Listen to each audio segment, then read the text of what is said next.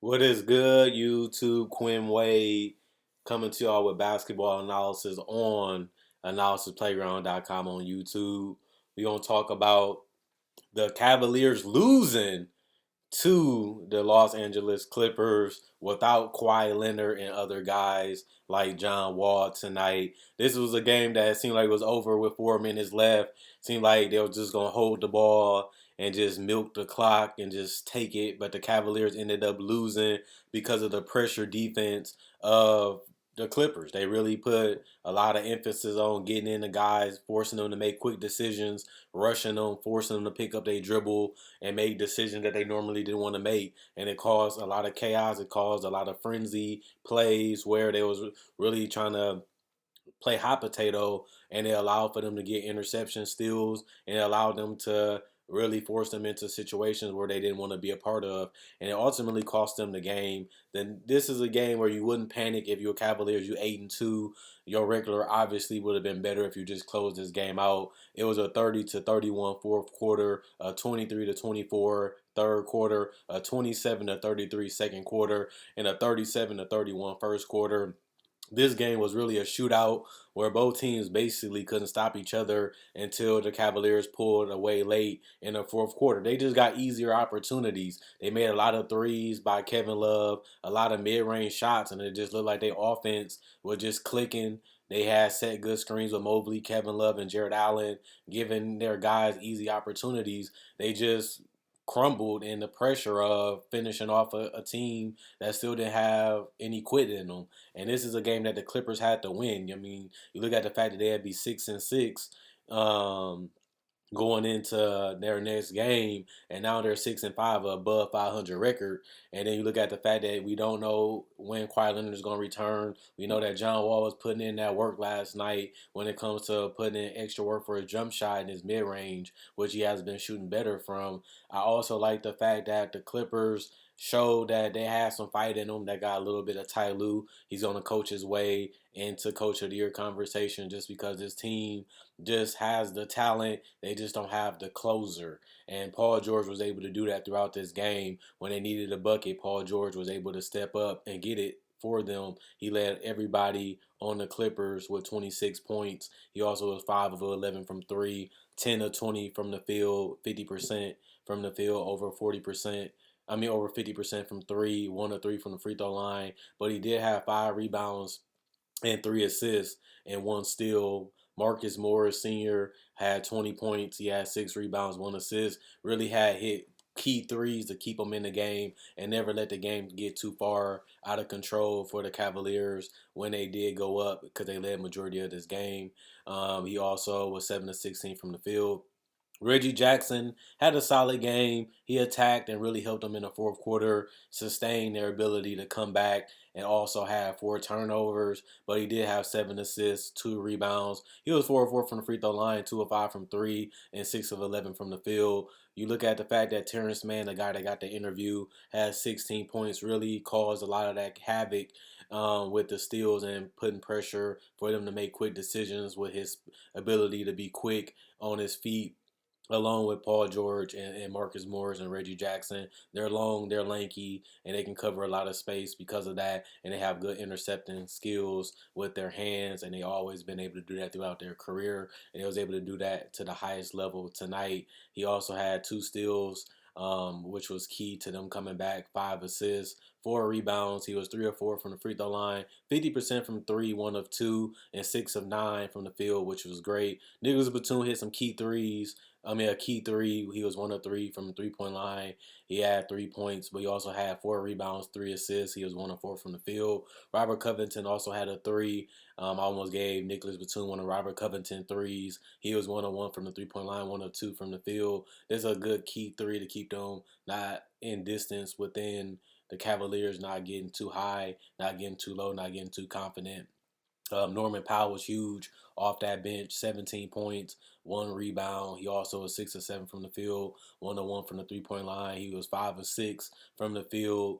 Just hit some key free throws that kept him within the game, and hit some key mid-range shots and some floaters that kept him within the game to have him giving them a chance to steal it, which they ultimately ended up doing. And Luke Kennard hit 2 3-pointers that was huge to keep them on the cumps of coming back in the fourth quarter. You don't want to get the lead too high to where it's insurmountable, which it never really got to that point. 6 points, 2 of 4 from the field, and he also had 2 steals in the fourth quarter. I mean, when he did play in the fourth quarter. You look at Evan Mobley, he matched Paul George 26, 5 rebounds. That was defensive, 8 rebounds total, 1 assist. He also had 3 turnovers. One of them did come in the fourth quarter. He was a minus 20 when it comes to plus minus. He was 12 of 18 from the field. Jarrett Allen was a double-double, 10 points, 20 rebounds. He also had 2 steals and 2 blocks and 3 assists. He also was 4 of 10 from the field and 2 of 3 from the free throw line. Great game for Jarrett Allen and Mobley as a front court. Darius Garland, 19 points, 12 assists, a double-double for him. He also had 5 turnovers, which was key to them losing this game because he's a primary decision maker outside of Donovan Mitchell. He was 8 of 17 from the field, 2 of 9 from three. Karis LeVert had a no-show game, 4 points. He had a +1 and a plus minus, which is hilarious. But he had 1 turnover, 5 assists, 6 rebounds, and he also had 2 of 8 from the field and 0 of 2 from three. Missed the three real bad that would have gave them the lead in the fourth quarter. Probably would have won them the game, but he missed that shot so bad that it was kind of embarrassing. 30 points for Donovan Mitchell, 10 of 15 from the field, 8 of 11 from the 3 point line, which is ridiculous. 2 of 3 from the free throw line, 1 rebound, 2 assists. He just out there to create a lot of aggro offense. When you look at 11 threes out of 15 shots, 11 of them was from the 3 point line, and he shot way over 60% from three.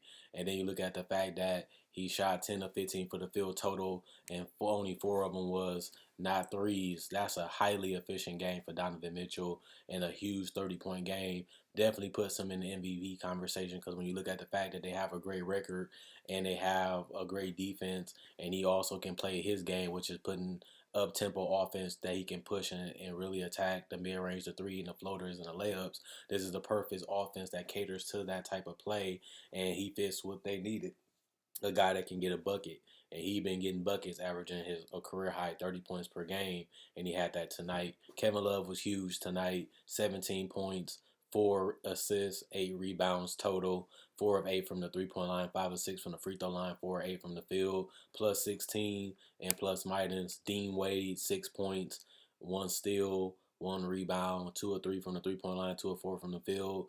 Jetty Osman, 2 points, -5 and the plus minus, 101 from the field. And Isaac Okoro had a solid game in 18 minutes, 3 points, 2 assists, 3 rebounds, 1 steal, and he was 3 of 4 from the free throw line. Just a great game overall for the Cavaliers. Just came up a little short from their goal, which was winning it. You never really know when there's a game that's back and forth. Both teams basically have each other figured out. They know what they're going to run. They know how they're going to run it. It's just about who wants it more. The Clippers just wanted the W more than the Cavaliers. The Cavaliers got nonchalant. They felt like they had the game in hand. They felt like the game was just going to come to them. They just had to drop the clock and just walk away with the victory. And the Clippers just wasn't having it. They was like, you know what? We got to play for something. The game isn't out of control. It's not even a 10-point game in the fourth quarter with 4 minutes left. We have enough time to make at least one more run before this game is over. And that's what they ultimately did. You always want to give yourself a chance if you're an NBA player or if you play in sports. Give ourselves a chance. We still in this game. We still got 4 minutes to go. We still got plenty of time to still win this game, and just give ourselves a shot. Go for the steals, go for the gambles, make the threes because they're a great three-point shooting team. Make the tough mid-ranges and just play Roman free, high streaking defense, and they was able to do that, and it caused them to get back in the game, caused them to tie. They missed a free throw that would have gave them the lead, but they ultimately went to Paul George down in that fourth quarter, and he was able to get them an and one basket that was able to put away the Cavaliers. This is a game where you regret it. You wish it doesn't happen, but it happens every day. Almost in the NBA, it happens every month. It happens throughout the year, and it's just careless basketball. You think that the game is wrapped up. You think that you did a good job. You're ready thinking about what you're gonna do after the game. Then you remember that you still got to win the game. Until the game is won, it's not over till the fat lady sing. And they were singing for the Cavaliers, but ultimately the home crowd had a W where everybody was walking out early. Everybody saying the game is done. Let's pack our bags. Let's get ready to go home so we can beat the traffic. And then you realize the traffic was staying at the game because everybody wanted to celebrate and was hooraying the Clippers for winning this game. This was a must-win game for the Clippers, letting you know that they're still contenders. They still should be mentioned as one of the best teams in the league. They one of the deepest rosters. They have two superstars that can get 25 to 30 any night. They still all-star caliber when healthy, and they're a dangerous team when everything is clicking and they're defending and guys are healthy. So this is a dark horse team that if they get everything right, at the end of the day, they can win it all. Other than that, Quinn Wade Basketball Analysis sign out on analysisplayground.com. Hope you guys enjoyed the video. Hope you guys enjoy the rest of y'all day. See y'all later. Actually, see y'all later today because it's Tuesday, and that's all I got to say. Other than that, make sure you vote, and see y'all later.